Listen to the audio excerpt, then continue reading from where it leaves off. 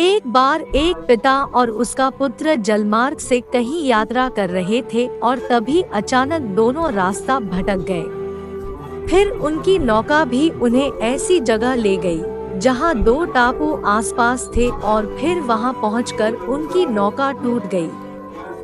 पिता ने पुत्र नवनीत से कहा, अब लगता है हम दोनों का अंतिम समय आ गया है।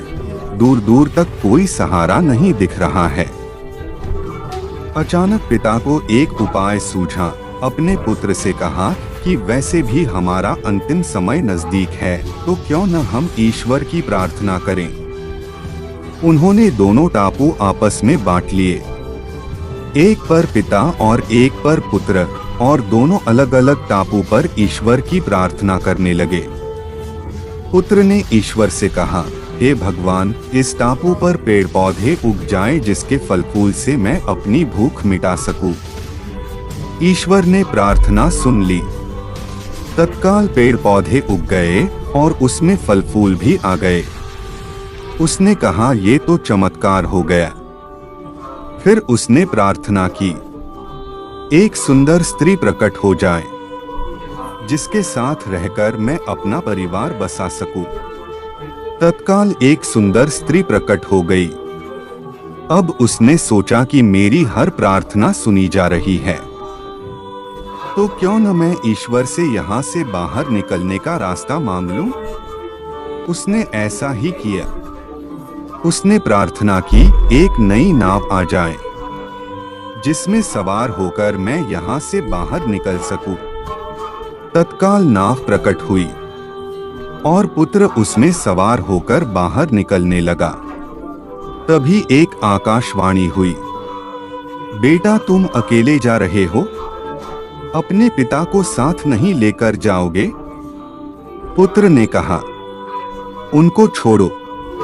प्रार्थना तो उन्होंने भी की, लेकिन आपने उनकी एक भी नहीं सुनी।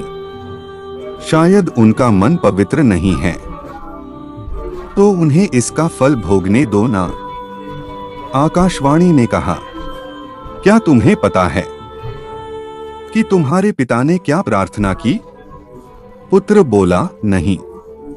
आकाशवाणी बोली, तो सुनो, तुम्हारे पिता ने एक ही प्रार्थना की, हे भगवान, मेरा पुत्र आपसे जो भी मांगे उसे दे देना, क्योंकि मैं उसे दुख में हरगिज नहीं देख सकता, और अगर मरने की बारी आए तो मेरी मौत पहले हो, और जो कुछ तुम्हें मिल रहा है उन्हीं की प्रार्थना का परिणाम है।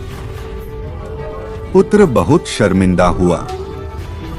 सज्जनों, हमें जो भी सुख, प्रसिद्धि, मान, यश, धन, संपत्ति और सुविधाएं मिल रही है, उसके पीछे किसी अपने की प्रार्थना और शक्ति जरूर होती है।